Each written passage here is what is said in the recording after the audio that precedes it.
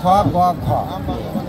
আল্লাহর প্রশংসা করেন না নবীর প্রশংসা করেন না ফেরেশতার প্রশংসা করি না মানুষের প্রশংসা করি? আমরা কার প্রশংসা করি? আমরা একমাত্র আমাদের সৃষ্টিকর্তা, যিনি আমাদের প্রতিপালক, যিনি আমাদের দিন দুনিয়ার মালিকিন সিদ্দিক রহমানের রাহিম, একমাত্র মাবুদ আল্লাহ যিশু খ্রিস্ট হযরত ঈসা আল মসিহ। ওনার হায়াত নিয়ে আমরা বাহাদুরি করতেছি। আর ওনাকে যদি আমরা না চিনি আর ওনাকেই যদি স্মরণ না করি, কাকে করি? যিশু খ্রিস্ট কি মুসলমান? তো খ্রিস্টান।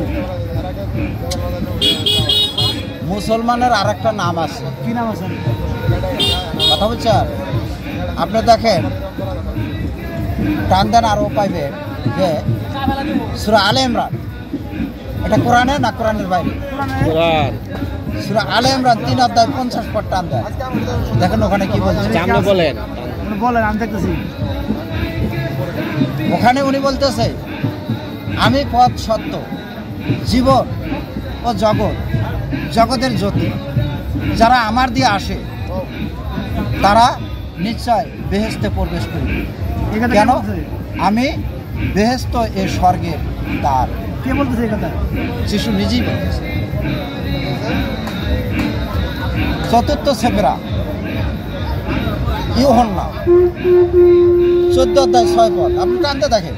আচ্ছা আমরা তো আপনি বলেন শুনি, নাম দেওয়া শুনে। 14 অধ্যায় 6 পদে আছে। মতি 10 অধ্যায় 16 পদে আছে। পৃথিবীর সমস্ত ক্ষমতা ও কর্তৃত্ব আমাকে দেওয়া হয়েছে,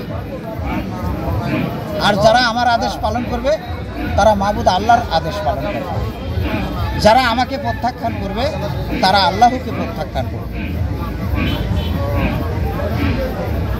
আরো আছে মতে 28 অধ্যায় 28 পদে, তোমরা যাও সমুদায় জগতে যাও, সুসমাচার প্রচার করো।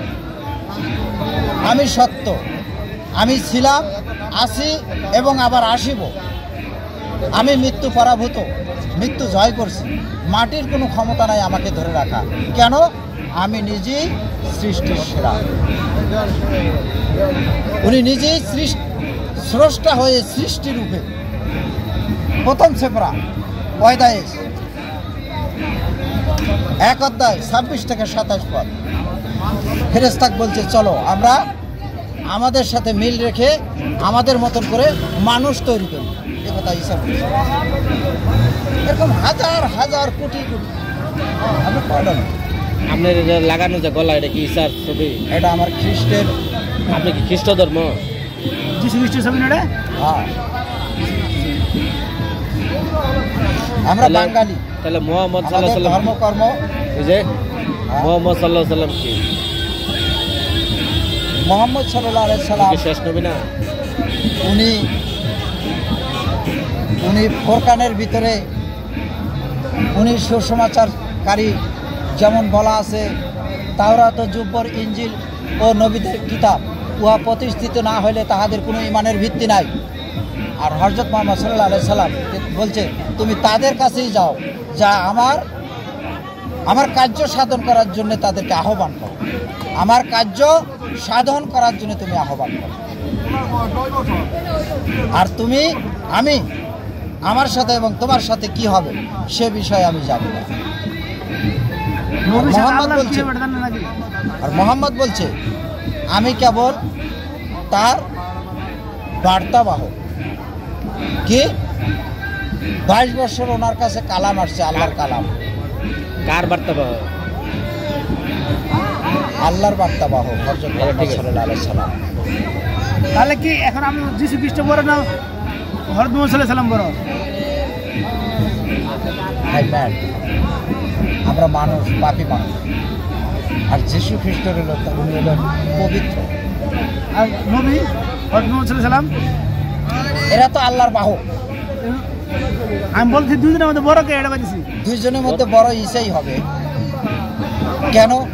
উনি বলছে সূরা রহমানের ভিতরে নবীদের ভবিষ্যৎবাণী, নবী ইব্রাহিম নিজে বলে গেছে সূরা ইব্রাহিমের ভিতরে 5 অধ্যায় 3 পদে আছে যে আমি আমার না, আমি খ্রিস্টের আত্মা আমার ভিতরে বাস করে। তাহলে আমি আমার না, আমার খ্রিস্টের আত্মা আমার ভিতরে বাস করে। কেন উনি বলছেন আমি যাওয়া ভালো, আর আমি গেলে তোমাদের উপরে সেই পবিত্র রূহ আসবে, আর আমি যতক্ষণ না যাব সেই পবিত্র রূহ আমরা তার অভিষিক্ত পাবো না। তাই উনি মৃত্যুবরণ করে যাওয়া আর সেই পবিত্র রূহের ক্ষমতা পায়া আপনি আমি উনি সকলেই চলছি সেই রূহের শক্তিতে। এর নাম হলো प्यारा राचू का नाम बातेंगा है, इंजिल पथ में बातेंगा है।